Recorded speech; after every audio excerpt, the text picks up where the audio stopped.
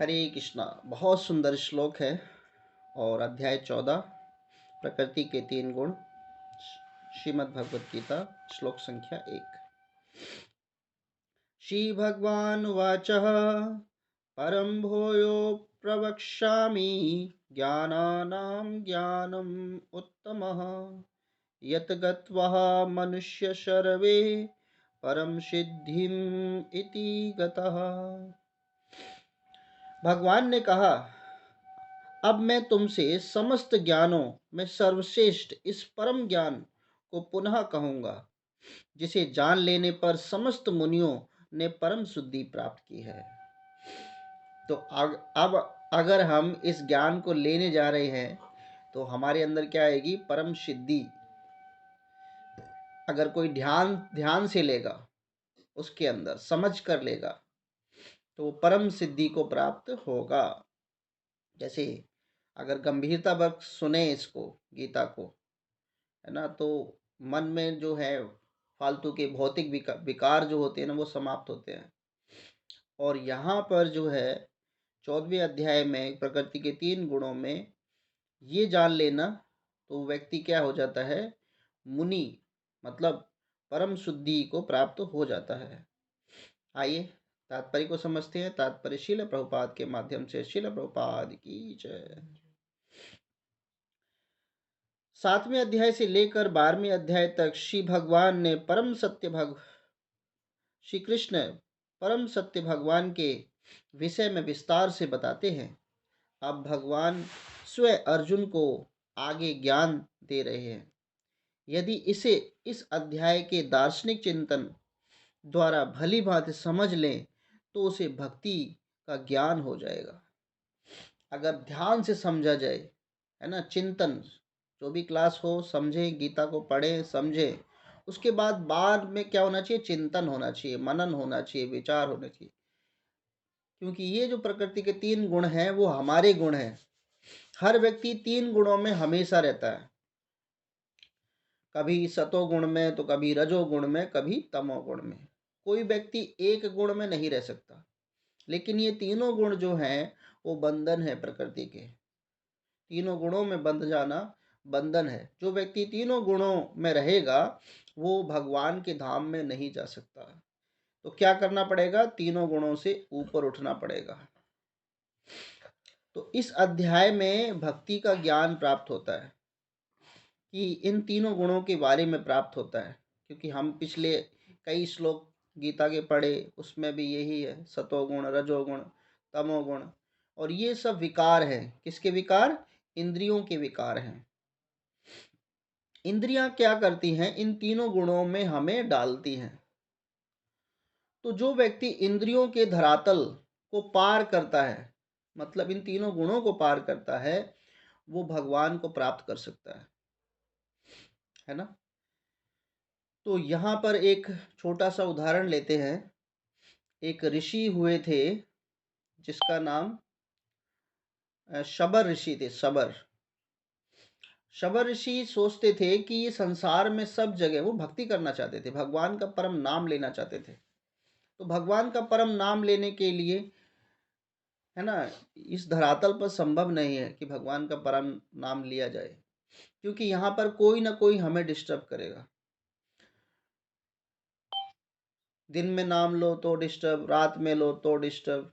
तो शबर ऋषि ने सोचा कि मैं ऐसी जगह पर नाम लूं जहां पर मुझे कोई डिस्टर्ब ना करे, परेशान ना करे।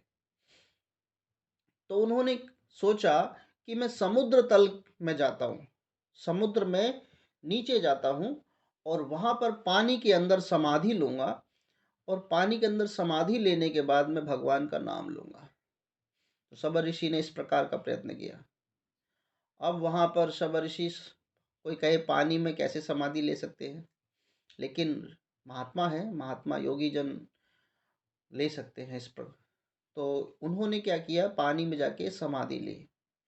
अब वो भगवान का चिंतन कर रहे हैं पानी में। काफी वर्षों हो गए चिंतन करते करते करते करते। उनके शरीर में क्या हो गया? जो होता है ना, काई काई सी जमने लग गई।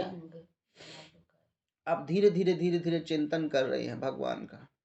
लेकिन समुद्र में जाकर उन्होंने समाधि ली, लेकिन वहाँ पर वो देखते हैं कि कुछ मछलियाँ हैं और कुछ, है ना, मछला जो है वो आपस में संभोग कर रहे हैं। तो वहाँ पर समाधि में वो गए, लेकिन उन्होंने वहाँ पर भी देखा कि ये मछली और मछली आपस में संभोग कर रहे हैं, तो क्यों ना मैं एक बार बाद में चिंतन करूँगा, पहले ऊपर निकलूँ और फिर वहाँ पर इस संभोग को करूँ, फिर उसके बाद फिर भगवान में चिंतन करूँगा। तो फिर वो क्या हुए, वो धरातल पर फिर निकले।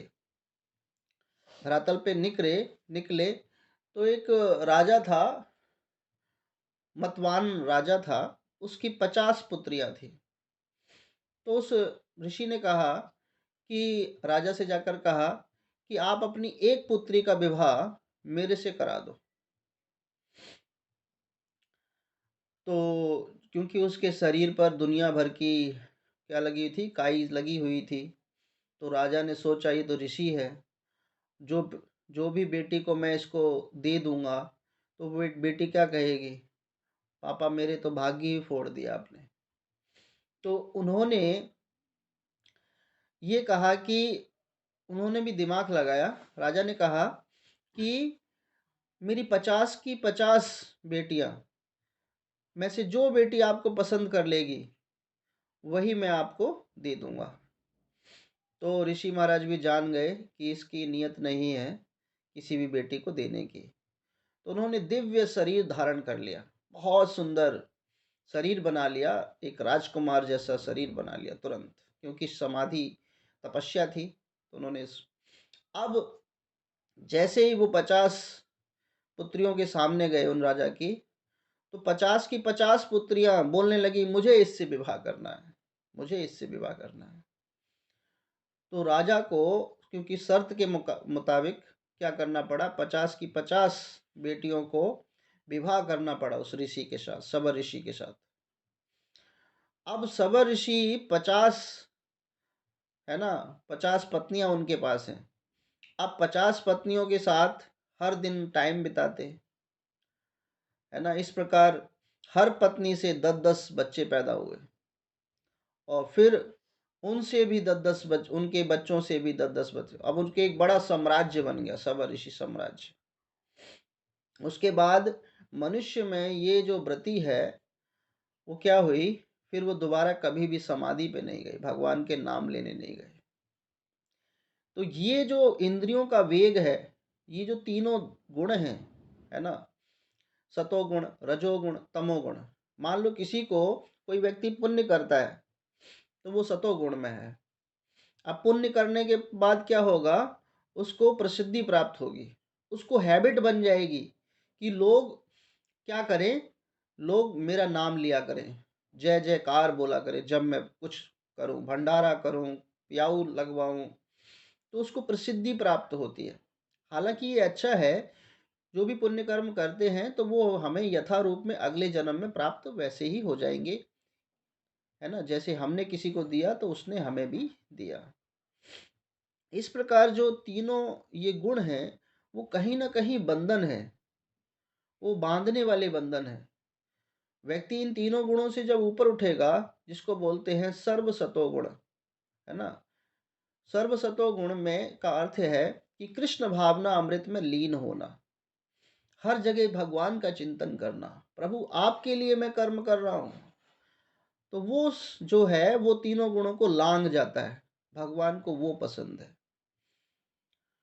तो यहाँ पर भी 13वें अध्याय में जो हमने पढ़ा है वो विनय पूर्वक ज्ञान विकास करते हुए भव बंधन से कैसे छूटा जा सकता है, और यह भी बताया जा चुका है कि प्रकृति के गुणों की संगति फलस्वरूप जीव द्वारा भौतिक जगत में बद्ध है।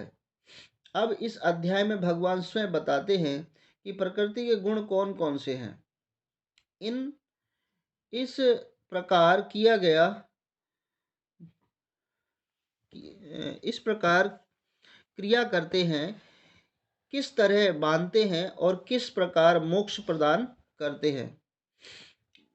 इस अध्याय में जिसे ज्ञान का प्रकाश किया गया है उसे अन्य पूर्ववर्ती अध्यायों के दिए गए ज्ञान से श्रेष्ठ बताया गया है।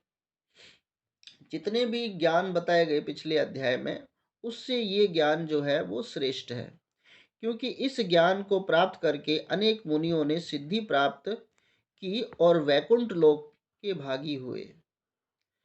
अब भगवान उसी ज्ञान को और अच्छे ढंग से बताने जा रहे हैं। यह ज्ञान अभी तक बताए गए समस्त ज्ञान योग के कहीं अधिक श्रेष्ठ है और इसे जान लेने पर अनेक लोगों ने सिद्धि प्राप्त हुई है। अतः यह आशा है की जाती है कि जो भी इस अध्याय को समझेगा उसे सिद्धि प्राप्त होगी। तो जो भी इस अध्याय को समझने का प्रयत्न करेगा उसे सिद्धि प्राप्त होगी, उसे ना बल मिलेगा।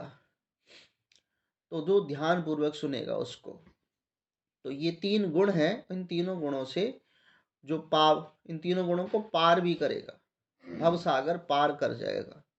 तो ये अध्याय हमारे लिए बहुत ही महत्वपूर्ण है और इसको हम बड़े ध्यान पूर्वक सुनने का प्रयत्न करना चाहिए। ये प्रकृति के 3 गुण हैं और व्यक्ति को तीनों गुणों से ऊपर उठना है। जो गुण है कृष्ण भावना अमृत का गुण, जिसको बोलते हैं सर्व सतो गुण। हरे कृष्णा। श्रील प्रभुपाद की जय। हरे